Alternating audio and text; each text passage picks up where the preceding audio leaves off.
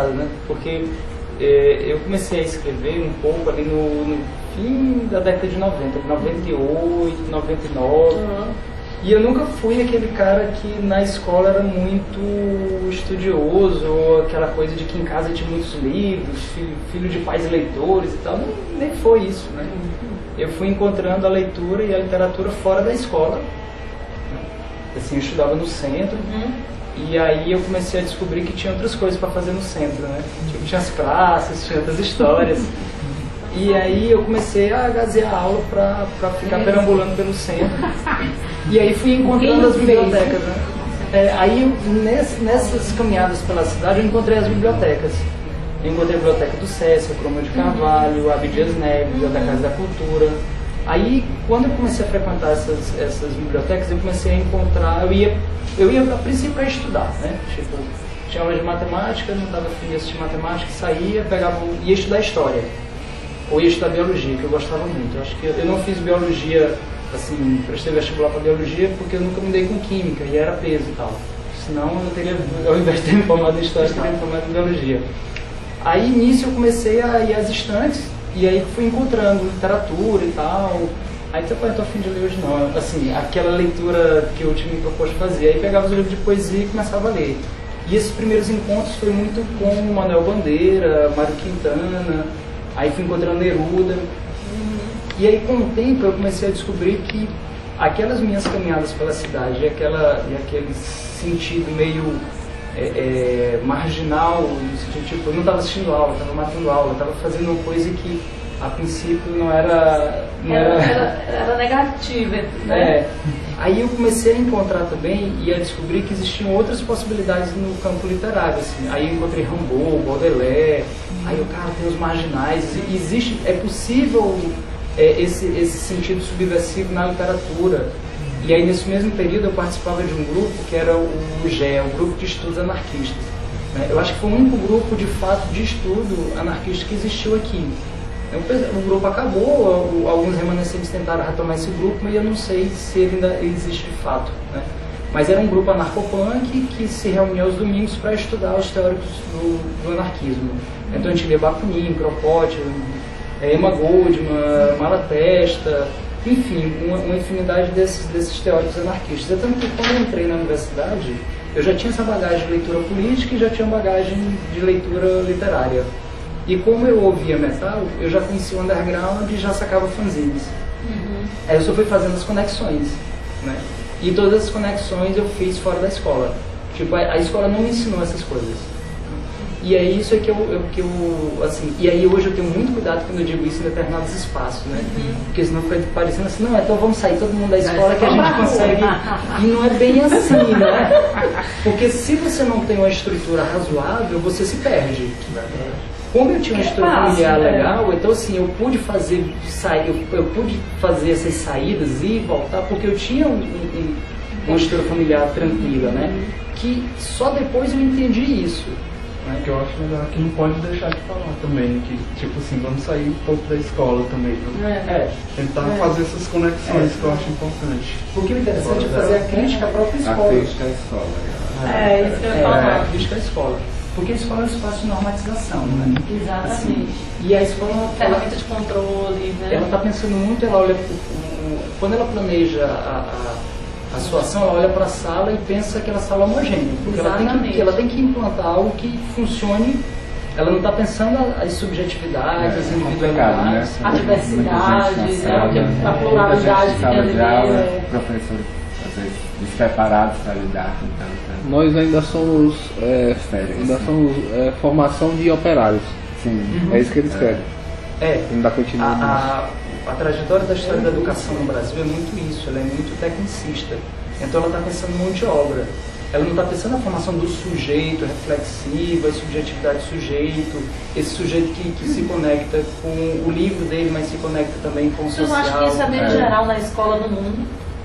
Eu não sei se no mundo, mas isso é muito Japão é exemplo, porque o Japão é assim mesmo, forma para ir para o mercado de trabalho. Porque também se a gente for pensar assim, esse lado cultural, esse lado, acho que depende muito também da sociedade, né? Isso é uma responsabilidade não da escola e da sociedade, então da família, principalmente. Mas quando a gente pega e estuda a história da educação no Brasil, é esse o encaminhamento da história da educação no Brasil. Né? É verdade. Principalmente porque a gente tem um histórico da escola dual, essa perspectiva de uma escola com um grupo social e um outro tipo de escola com outro grupo social.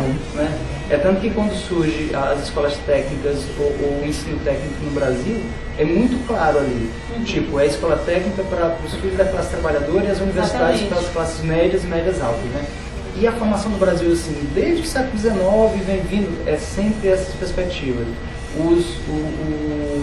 Um não pode ir para o mundo do outro. Não pode. Também isso. Quando, ainda no Brasil colônia, os jesuítas chegam, eles não vieram para educar todos iguais. Então, assim, era ensino de instrução para os filhos dos colonos e catecismo para os indígenas.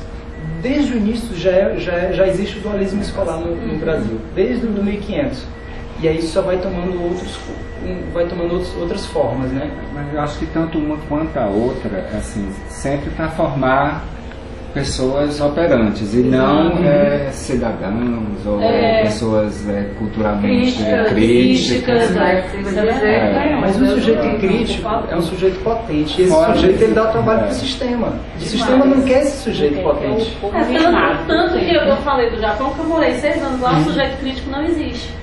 Eles são formatados para o mercado de trabalho e aquele que sai daquilo ali, ele é um louco que vive fora daquela sociedade. E aí é interessante que nessas fugas... Mas que a educação japonesa, desculpa te interromper, é aplaudida no mundo por você não pisa, tá lá entre os primeiros, a asiática de um modo geral, mas você vê que eles formam operários seguindo... Exatamente. É muito bom por um lado, mas ela vai te moldando por outro. E como eles são muito... como é que diria assim, racionais e obedientes, eles são muito disciplinados, mas né? Mas o sistema funcional é desse claro. Porque o interessante é que assim, todo sistema ele tem um modo de disciplinamento, né? E eu acho que o campo da arte é aquela fuga de que eu acho que do que o próprio Deleuze fala, né? É uma fuga, mas não é bater em retirada, é uma fuga onde você se prepara para resistir.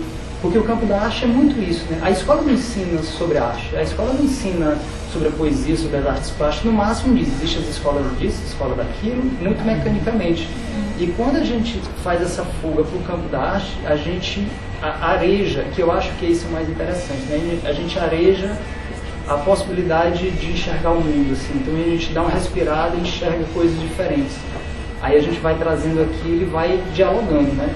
Aí onde eu acho assim que quando a gente consegue ter uma habilidade com isso, a gente consegue transitar nos dois campos, no campo normativo e no campo subversivo, né? Onde a gente vai alimentando uma coisa com a outra e vai seguindo. São as táticas que os sujeitos têm que aprender a desenvolver para ir sobrevivendo, né? Porque eu acho que foi isso que eu encontrei muito saindo da escola. As minhas fugas da escola sempre me trouxeram aprendizados interessantes. Tanto assim, eu falo de fuga da escola, mas depois eu passo o vestibular, vou ser acadêmico, tenho mestrado e tudo, sou professor universitário. Eu não abandonei isso, assim.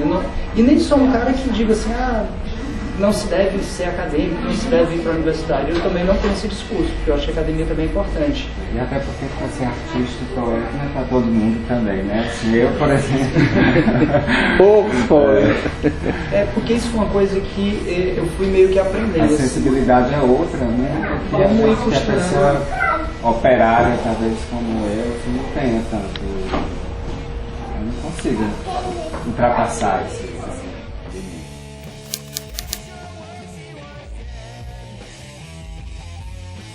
Isso também é uma coisa que, assim, até os meus 18, 19 anos, eu não era um leitor e nem aquele cara que respondia nem as questões subjetivas da prova, né? A minha mãe disse assim, cara, eu não sei como é que tu foi, se tornou escritor, não sei o que e tal, se tu dava um trabalho danado para estudar e tal, mas é aí onde às vezes está a sacada da coisa, né? Aquele formato da escola, ele não me estimulou e não me instigou. Eu encontrei a possibilidade de ser leitor fora da escola, num grupo de estudo anarquista, porque tinha outra coisa, né?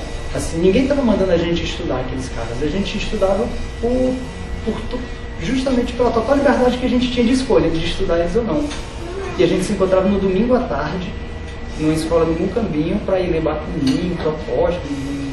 Assim, como era um grupo anarcopunk, então assim, a ideologia política era anarquista, mas todo mundo tinha visual punk, tocava em banda, estava todo mundo envolvido com as coisas do underground, fazendo fanzines, a galera tinha banda, então tinha os demo tapes, a gente andava manifestação. Então essa coisa do grupo fazia com que a gente estudasse para a gente poder ter as afinidades, né? Por outro lado, já tinha as leituras, já estava começando as leituras literárias. E aí eu descobri, aí nesse período eu já praticava o que eu costumo dizer que era uma internet analógica. Porque a gente já tinha os links, a gente já se correspondia com o Brasil inteiro por cartas. Né? Os fanzines tinham os endereços, só que os links demoravam, né? Não era online, assim, imediato, né? O feedback ele demorava às vezes 15 dias, 20, um mês. Mas o formato a gente já sentia, a gente já tinha essa prática. Então eu podia trocar ideia com pessoas de outros lugares que estavam nas mesmas dinâmicas, né? Então, ainda em 99, eu comecei a produzir um fanzine chamado Sintezinho. Esse fanzine, ele perdurou até 2005, que foi quando eu defendi minha monografia de conclusão de curso, que foi sobre fanzines. Então eu lancei a última edição desse fanzine na defesa de monografia. E já era um fanzine de poesia.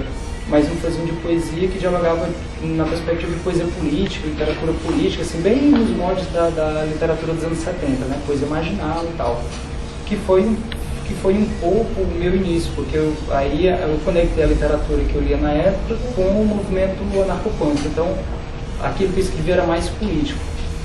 Com o tempo, eu fui encontrando a literatura beat, os beatniks americanos, Jack Kerouac, Allen Ginsberg, Gregory Posso, que tinham essa perspectiva da subversão, da liberdade e tudo. Tinha uma crítica também, mas já tinha uma perspectiva estética já mais elaborada. Né? Aí eu comecei a conectar coisas e aí dali eu comecei a ver. E aí teve uma coisa muito importante para mim, que foi em 2002, uns amigos que estavam na organização das rodas de poesia dentro da Bienal do Livro de Fortaleza. Então tinha um cara que estava encabeçando, que era o Carlos Emílio Correa Lima, que é um grande escritor assim, do Brasil e tal, um cara muito, muito massa. E ele é de Fortaleza, e aí tinha alguns amigos que eram próximos a ele, que disseram, cara, convido Demetrios e tudo. E assim, ele estava levando para lá escritores do Brasil inteiro. Então nesse evento eu conheci o Chacal, do Rio, o poeta da década de 70, e conheci uns quase 20 pessoas do CEP 20.000, que é o grupo de poetas e artistas do Rio que ele encabeçava e que existe até hoje. Conheci essa turma toda, o Chacal, o Guilherme Zavos e a rapaziada do CEP 20.000. Conheci Thiago de Mello, conheci Ledo Ivo, conheci Olga Savari, conheci Cláudio Vila, que depois veio se tornar uma referência para mim. E ele está até na última edição da Acrobata, tem um texto dele. Enfim, então nesse evento eu percebi assim, cara, esse negócio aqui é sério. Aí, então, assim, e eu fiquei hospedado no hotel junto com todos eles. Então a gente descia para tomar café, então tipo, eu descia para tomar café e aí bati um papo com o Ledo Ivo.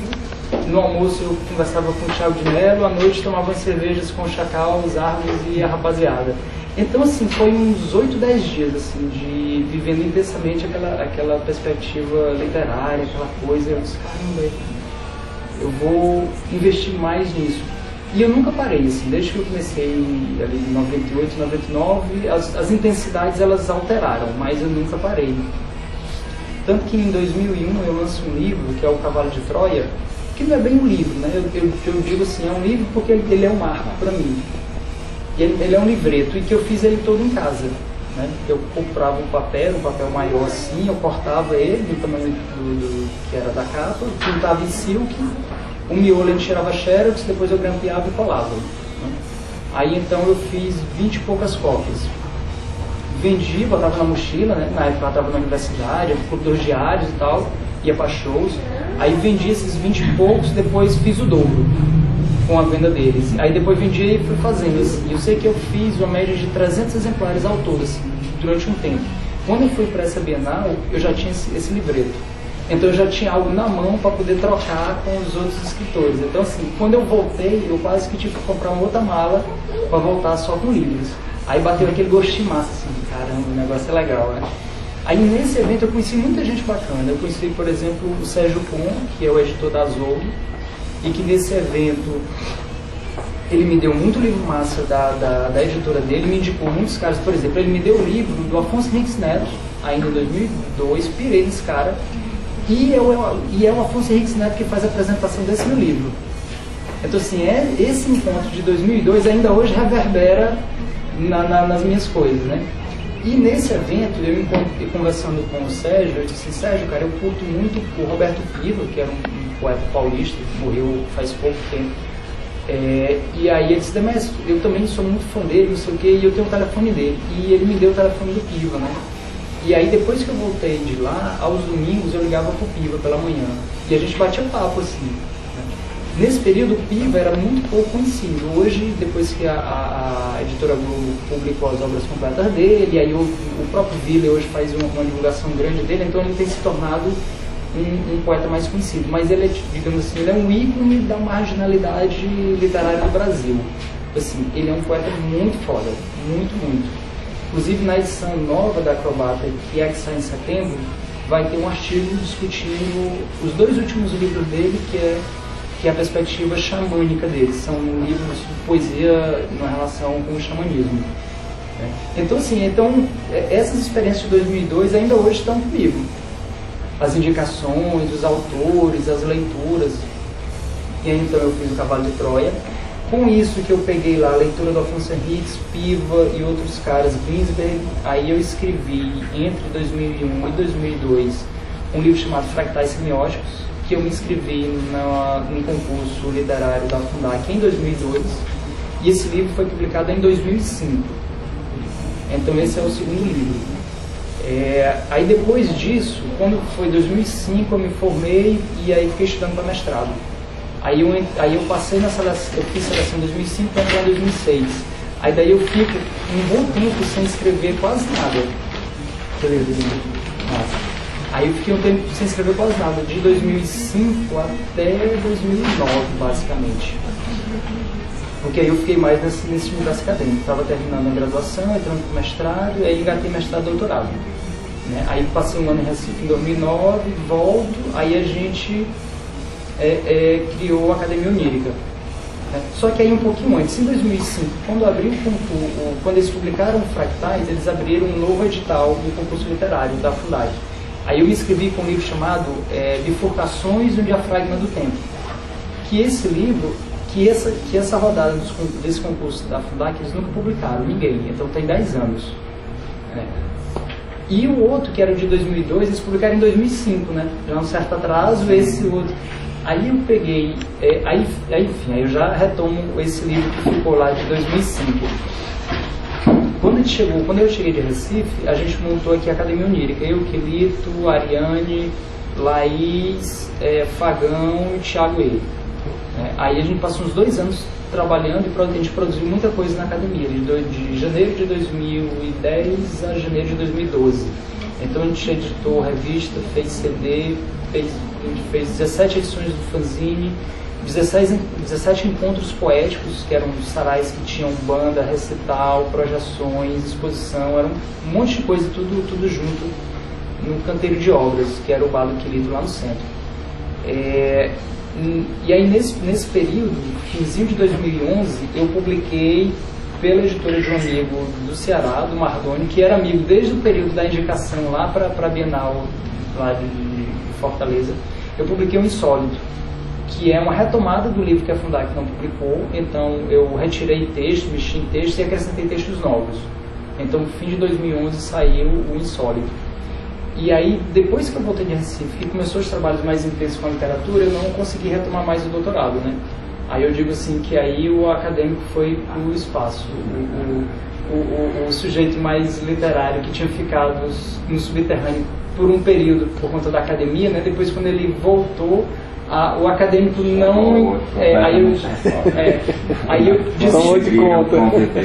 desisti do doutorado. Aí meus alunos e alguns amigos meus contemporâneos disseram, cara, você desistiu do doutorado, cara, você está fazendo o quê? Eu estou escrevendo poesia. Aí eu disse, eu troquei o doutorado pela poesia. Aí eu sempre digo assim, em tese eu desisti do doutorado, né? Aí a questão é que a gente, às vezes, a gente tem que dar um corpo poético às coisas para poder suportar determinadas questões, né? Aí quando perguntam, por que tu desistiu? Eu disse, não, tô na literatura e tal. Mas eu tô de boa com isso. Isso em nenhum momento é um peso, assim. A não ser quando a gente vê um concurso assim, cara, essa vaga aqui é para doutor. Mas continua claro, né? Hoje eu estou na Federal, no CCE, ministrando História da Educação, no Departamento de Fundamentos da Educação, e sou professor do curso de História da Maurício Nassau já há 4 anos. Na verdade, eu estou no ensino superior desde 2006. Foi a primeira vez que eu ministrei uma disciplina assim, no ensino superior. De lá para cá, tanto que a última vez que eu ministrei aulas assim, do ensino fundamental foi em 2006, início de 2006. Eu acho que até maio, porque aí saiu a bolsa do mestrado, e aí eu saí da escola que eu dava aula, e depois nunca mais voltei para a escola. Aí desde então só ensino superior. Então assim, e tenho até uma produção acadêmica, artigos publicados e tal, essa questão de apresentar trabalho, coordenar simpósio, eu sempre estou envolvido com isso. Só que esses últimos anos isso tem passado mais para o universo literário. Né? Então assim, os artigos que eu já tenho escrito já são na dinâmica já no campo da literatura. Nem é relação história e literatura, já é mesmo literatura. É tanto que o último trabalho que eu apresentei, que foi no evento ano passado, já era um texto discutindo a literatura brasileira contemporânea no cenário das editoras independentes. Então assim, não tem nenhum gancho com história, é literatura contemporânea de fato, né?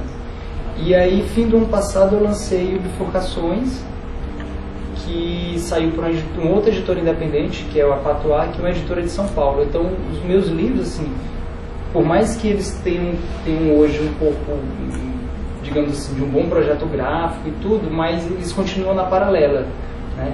Minha trajetória com os fanzines, elas essa trajetória meio que continua, porque depois eu vou para editoras independentes, que são editoras pequenas, de menor porte, onde o autor tem que se envolver diretamente para fazer esse livro circular. Então tem uma prática parecida com a dos fanzines, que é continuar botando o livro na mochila e tal, fazer as coisas circularem. Então assim, esse meu percurso do universo alternativo underground, ele continua até hoje. Assim. Eu saio do fanzine e venho para um livro capa dura, projeto mais sofisticado e tudo, mas a prática que dá corpo a isso continua a mesma. Assim, eu não abandonei esse movimento. O pé está lá, né? Tá.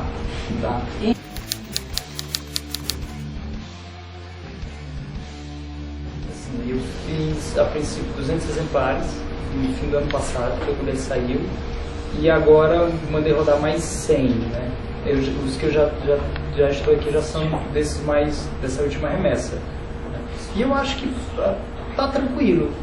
Assim, o Insólito eu fiz 500 cópias, isso no fim de 2011, ele já está terminando, o que eu tenho já é bem pouquinho, e o Bifurcações ele ainda é um livro que ainda está se criando ainda. Né? Ele assim, eu tenho dito muito isso. É interessante porque eu sou o autor do livro, mas eu ainda não conheço o livro todo.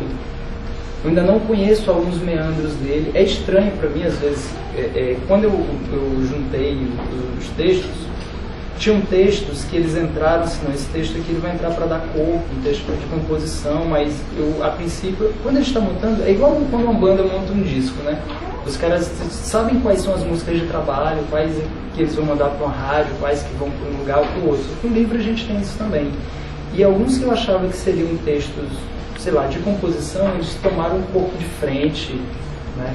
Então, assim, à medida em que eu tenho falado sobre o livro e recitado, esses textos, eles têm ganhado uma vida. E a circulação do livro, às vezes eu mando para algumas pessoas, quando elas me dão uma resposta da leitura que elas fizeram, elas me apontam um texto, que às vezes eu digo assim, nem lembrava mais que esse texto estava no livro. Um dia desse eu fui surpreendido com o Eduardo Crispim, da Madre Filmes, não sei se vocês conhecem, ele é até baixista do Opus e tal, trabalha com vídeos. Ele está fazendo alguns vídeos dos meus poemas. E aí um dia desse ele me mandou um dos vídeos. Aí eu tomei um susto assim, caramba, eu tinha esquecido que esse texto estava no livro. E o texto é bem legal, e assim, o vídeo ficou lindo. E eu, caramba, assim, aí é quando a gente... perde também o controle disso, né? E é legal perder nesse sentido o controle, porque o leitor encontrou esse texto, conectou ele com uma sonoridade, com a imagem, deu um pouco fílmico àquilo, eu disse, caramba, que massa, né? E eu acho que é aí onde o livro tá assim, se eu te dissesse que eu poderia sair de sala de aula para viver da venda dele, ainda não, né? É difícil isso, é difícil, não dá. Mas um certo padrão assim, do universo alternativo, independente, ele tem circulado bem. E a gente tem uma outra questão hoje. Assim, hoje você não precisa mais ter uma tiragem de 1000 exemplares para esse livro, inclusive, ganhar um prêmio literário grande. Não precisa. Se ele está publicado, tem 100 exemplares, já está valendo. Até porque hoje muita coisa circula no meio eletrônico, né?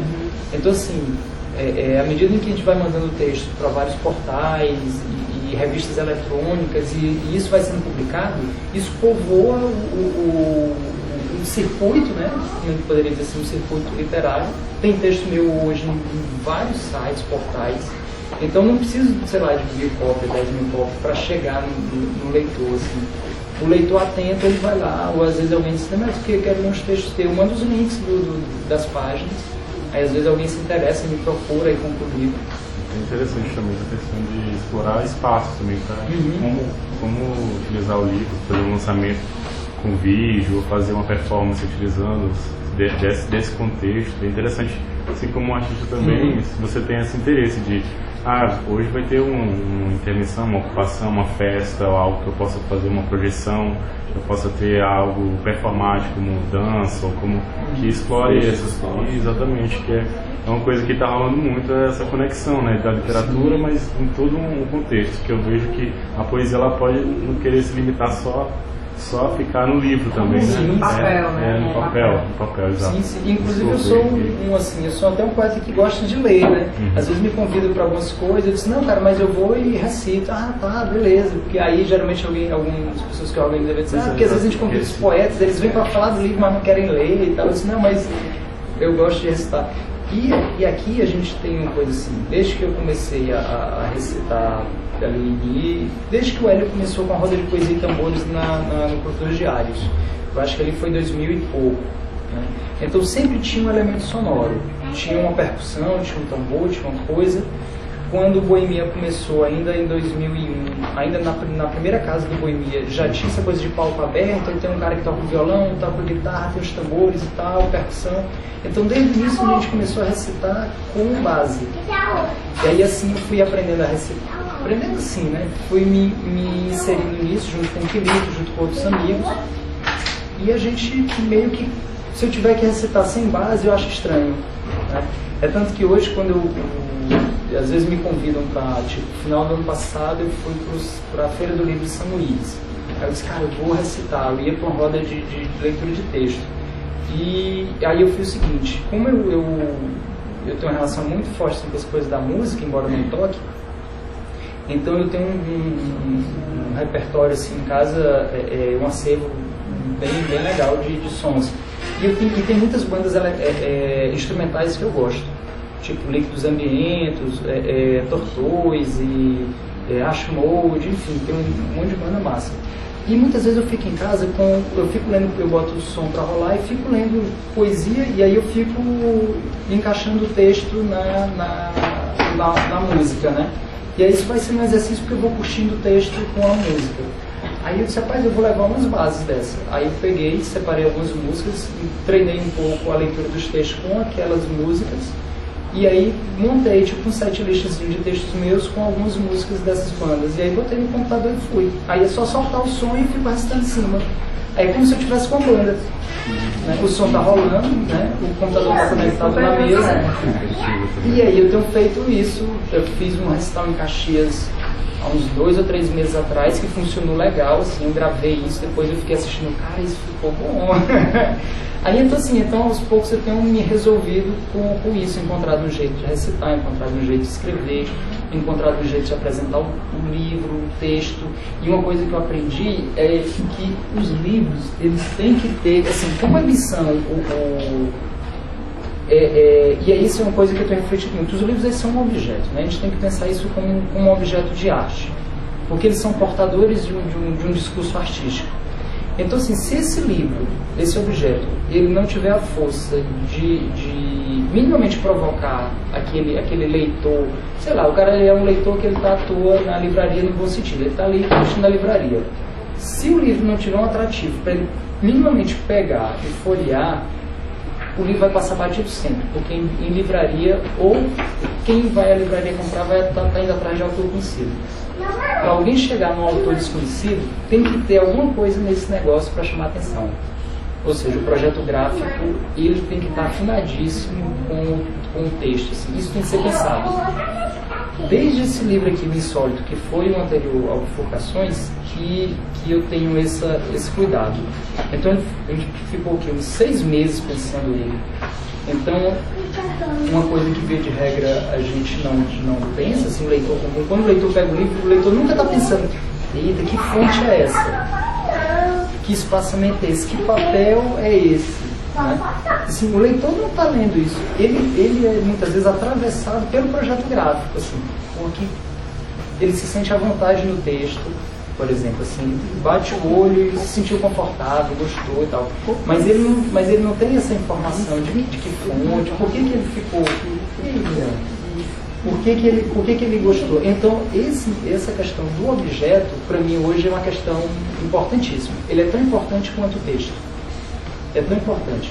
Então, quando a gente pensou esse formato específico do livro, a gente pensou um formato em que pudesse quebrar o mínimo possível o meu verso.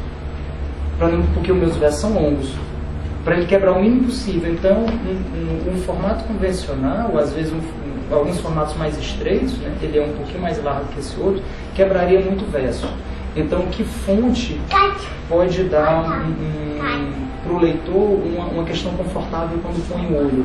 Isso tudo faz uma diferença muito grande, muito grande.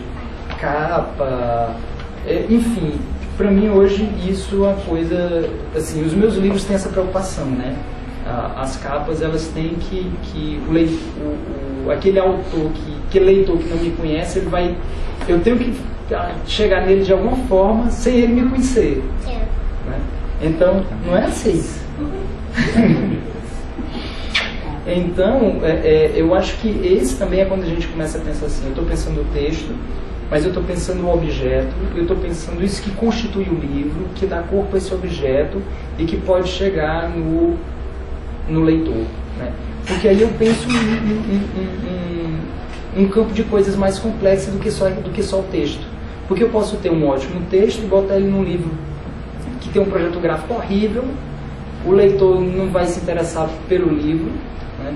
E aí, às vezes, ele tem uma diagramação com espaçamento muito apertado, a letra muito ruim, às vezes pequeno, ou às vezes uma letra sem serifa, ou com muita serifa, em que o leitor começa a ler, na 3ª, 4ª página e larga o livro. Né?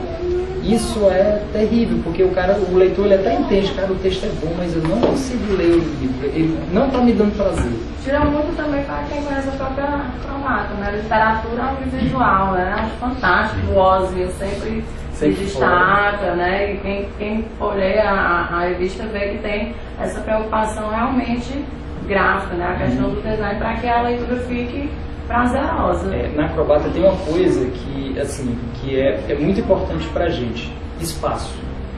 Assim, tem páginas em que o leitor ele bota o olho, ele vai se sentir confortável ali, porque não está tumultuada a página. Né? Tem 100 páginas, 100 páginas é muita página.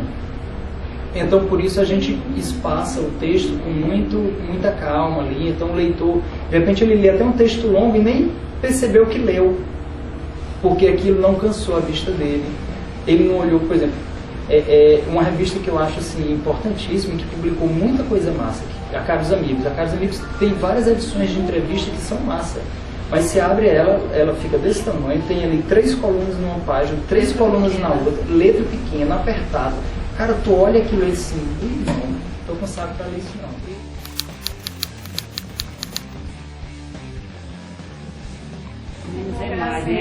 Com a exceção da questão dos livros mesmo assim, que você tem que ler os meus livros de arte para estudar o tempo todo, hoje em dia é muito difícil eu me pegar numa leitura nova.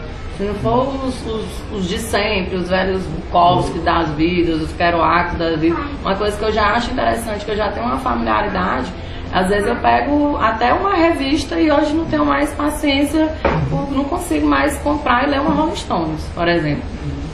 Vou vendo ali, se aquela matéria for boa, você acaba, eu não leio mais a revista inteira. Porque tem toda essa preocupação, realmente, é muito mais rápido. Você vai pegar aqui na internet, um link que é interessante, você lê o artigo todo, ótimo.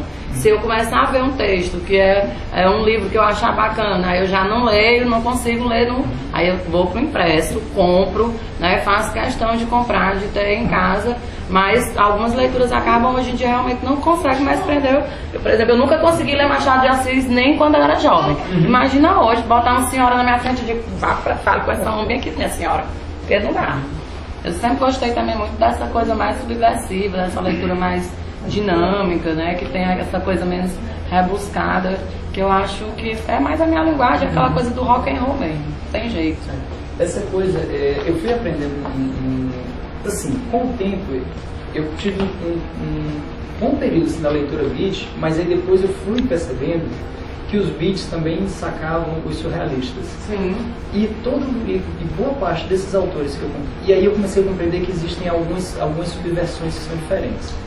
Existe aquela subversão que ela é direta pela atitude, tipo chutar o pau da barraca e tal, botar um moicano e tudo, sair da escola, etc e tal. Mas existe uma subversão dentro da linguagem também, que aí eu acho que assim, para mim não existe discurso revolucionário sem linguagem revolucionária, que é bem uma coisa que isso ficou muito forte pelo Mayakovsky, né, o poeta russo. Então assim, para ser radical político, você precisa também ser radical na linguagem. E aí eu acho que a experiência artística mais radical do século XX é o surrealismo. Então eu acho que isso é forte. E é radical porque a própria ideia de realidade deles é a transfiguração da realidade, né? Então, por exemplo, eu não me mexo em momento algum apenas para reproduzir a realidade. Assim, reproduzir a realidade para mim é pouco. Não é preciso. Assim, se eu vou só repetir ela, não me interessa. Ela por si só aí, existindo, já basta. Então eu não movo minha linguagem poética para repetir a realidade. Eu me movimento enquanto poeta para esticar a realidade. A minha ideia é essa. É muito o que, por exemplo, o Manuel de Barros fala de transver o mundo, do que o Salgado Maranhão fala de esticar a língua.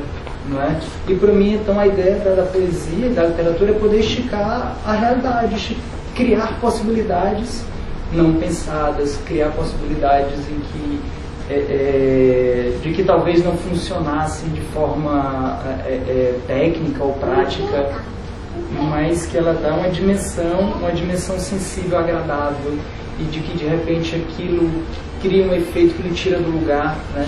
E que por alguns instantes tira o leitor do lugar e ele reflete, ele viaja e depois ele volta para a realidade. Enfim, é a possibilidade de pensar que a realidade comporta outras realidades e que a gente produz isso pela linguagem.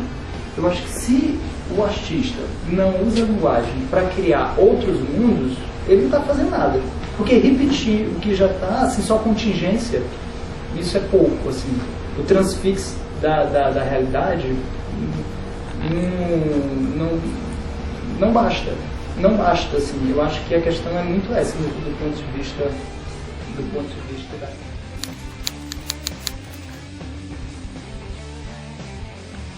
Para reproduzir o Assis nos meus textos, né?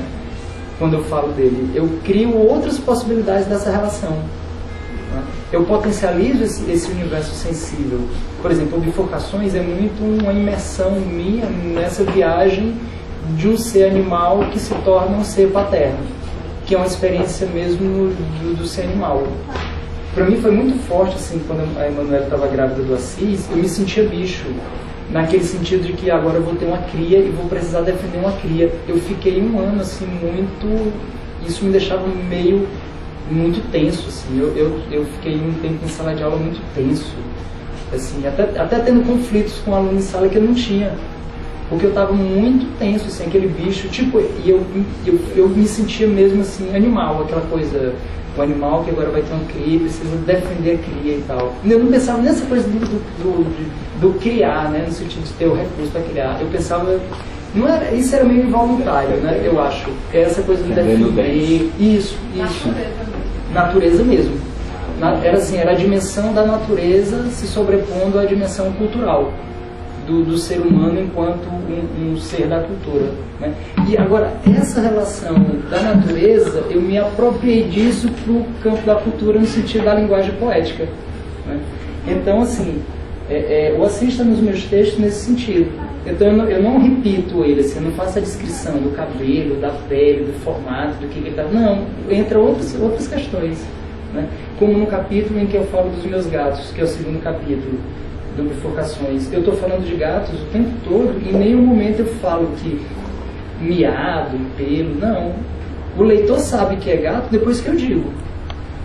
Porque justamente eu fiz questão de retirar do texto toda a possibilidade que indicasse que ali eram gatos. Então eu só trato da perspectiva psicológica, comportamental. Eu humanizo esses gatos que é justamente a relação que eu tenho com eles. Eles têm nomes, para mim eles são todos muito diferentes, a relação entre eles, o meu sentimento com eles, então o que entrou nos textos foi isso. Então assim, é o meu cotidiano, são minhas relações, são minhas afetividades, mas eu construo isso no meu texto poético de outra forma, né? Eu não me coloco na perspectiva de repetir isso, de fazer um retrato real disso, não. Nesse conceito de realidade mais óbvio, né?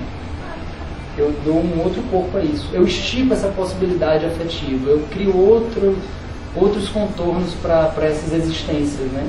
E eu acho que essa é uma reflexão que eu fui construindo ao longo desses meus 15 anos escrevendo, né? Eu tenho um primeiro livro que do ponto de vista estético é fraco, do ponto de vista, ele vale muito mais pela atitude dele do que pela linguagem. O segundo livro, ele já começa a ter uma mescla das duas coisas. No Insólito, eu encontro um caminho assim, eu digo, cara, é isso aqui. Até porque é o primeiro livro que eu vou ter do jeito que eu sempre quis ter, um livro, assim, pensado de capa a capa. Porque teve um amigo, o amigo editor, que editou, pensou, diagramou, mas eu dei pitaco em tudo, assim, ele diagramava, me mandava. É tanto que a capa é uma fotografia que foi eu que fiz, né? A fonte, a gente discutiu, a gente tinha algumas possibilidades de capas, enfim, uma série de coisas. O Bifurcações foi do mesmo jeito, porque eu já tinha feito Insólito, então no Bifurcações eu ainda estava mais maduro nisso, que quando eu comecei a conversar com o editor e na Patois tem uma coisa legal, que todos os projetos gráficos da Patois são de um artista plástico chamado Leonardo Matias. Então a Patois tem mais de 200 livros, quase tudo é só desse cara. E é massa porque você vê assim uma quantidade de livros. Ontem mesmo a gente estava lá em casa conversando, eu peguei vários livros da Patois, botei assim no chão, estava mostrando pro pessoal, conversando, e a gente vai vendo assim a obra de um artista espalhada em vários livros. Diga. E aí a gente vê quão forte é um projeto maior da arte desse cara, que isso vai ficar marcado na história do livro do Brasil. Não tem como fugir disso, assim. Num determinado momento, quando a gente pensar o cenário literário brasileiro, que pensar o papel dos editores independentes e pensar Patois, o artista de todas essas capas e do projeto gráfico, diagramação, é esse cara. Então isso vai imprimir uma marca na produção do livro no Brasil, né? Isso é foda.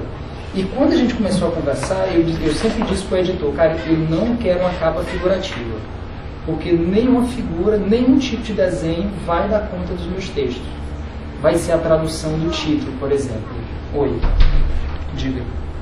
Então, eu disse, eu quero algo mais abstrato, de composição. E o cara me mandou uma capa que era figurativa. E eu disse, eu não quero. E aí a gente teimou, e o livro foi demorando e foi atrasando, eu disse, eu não quero. Ele mandou uma segunda capa figurativa de novo. Eu disse, cara, eu não quero, tu não tá entendendo o que eu estou te dizendo, faz tempo. Aí quando ele mandou essa, eu disse, pronto, é isso mesmo. Então assim, eu que escrevi o texto, eu sei aquilo que eu quero que seja a embalagem, digamos assim, o corpo, aquilo que vai organicamente estar dialogando com o texto. E aí, quando eu mandei os textos, eu já tinha dito, ó, eu não quero capa figurativo, eu gosto de tais fontes, eu dei 3 fontes, ver com o Leonardo, quando ele estiver diagramando qual fonte vai se adequar melhor no papel com o meu texto. E aí, essa consciência do livro eu já tinha. E é importante que o escritor tenha essa consciência da constituição orgânica do livro para poder montar um objeto que dialogue o texto com o projeto gráfico, todo esse elemento do design que dá forma ao livro, né? Porque isso é um bastidor, né? É todo um processo de bastidor que nem todo escritor está atento a isso, né? Ou está atento, ou conhece, ou faz, porque muitas vezes os caras botam na mão do editor, ó, faz aí, e o cara quer ver o livro impresso, né? Mas quando a gente tem a consciência disso, é outra coisa, porque você tem a consciência artística da obra como um todo, né? Então eu posso dizer que desses meus livros eu mexi em tudo, assim. Até ninguém trabalhar sossegado. Não, porque não dá para deixar os caras trabalhar sossegado. Por mais que eles tenham boas intenções, por mais que eles sejam bons, né, vai ser sempre ao olhar deles. Mas aí é onde a gente tem que se meter um pouquinho de, não, mas o meu olhar é esse aqui, o texto é meu, e aí eu quero... É interessante dar uma margem para o cara criar em cima, mas eu tenho um pouco essa coisa de ter o controle sobre aquilo que estão fazendo com minhas coisas. Ou aqui eu ficar bem na tua cara. Então essas coisas para mim, é tanto que hoje eu estou me interessado muito pela leitura sobre livros. Eu conheci um cara em São Paulo, que é o Vanderlei Mendonça. Ele é um cara do Ceará, mas está em São Paulo há muito tempo. E já está com 2 vezes que a gente se encontra e bate papo, e a formação do cara é toda no estudo de livros. Ele fez pós-graduação, estudou na Alemanha, e ele tem uma editora chamada Demônio Negro, em que ele monta os livros, ele tem projetos gráficos louquíssimos, ele faz uns livros de capa dura, em papel alemão e tal, a coisa mais maravilhosa do mundo. O cara é um artesão do livro, né? E ele saca tudo, assim, sobre o livro, desde o período medieval, de como as coisas eram feitas, a prensagem, os tipos, as fontes, assim. É um puta cara que todo o estudo de vida dele é sobre o livro. E aí, logo mais ele vai estar na Acrobata, né? Ele já foi convidado, isso já está rolando, né? Então, assim, todas essas questões, assim, então, assim, na Acrobata, que é a revista que eu edito com o Aristides e o Thiago, a gente tem todos esses cuidados. Então, assim, é uma revista de literatura e audiovisual, mas a perspectiva das artes plásticas está ali presente o tempo todo, porque a gente tem um artista ilustrando ela inteira. Então, isso é legal. Não é, Assis? O Assis está até na revista do papai, não está? Não tá? Tem uma foto tua? Tem? Assis Mota. O Assis Mota Galvão. Tira a mão da boca, pai. Aí daqui a pouco eu tô criando o Assis assim, e aí ele vai ser um músico e tal, pra gente poder gravar uns CDs juntos, né? Igual o Augusto de Campos gravou um com o Cid Campos, né? Eu vou gravar um com o Assis. O Assis fazendo as bases e o papai recitando, né? Guitarra. Aí vocês tocam guitarra e ele toca bateria também. Exatamente.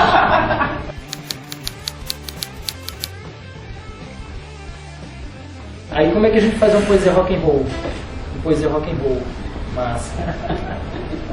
Essa coisa do rock, eu nunca distanciei, assim, na medida em que eu fui realizando essas fugas, eu fui aprendendo como conectar tudo isso, né?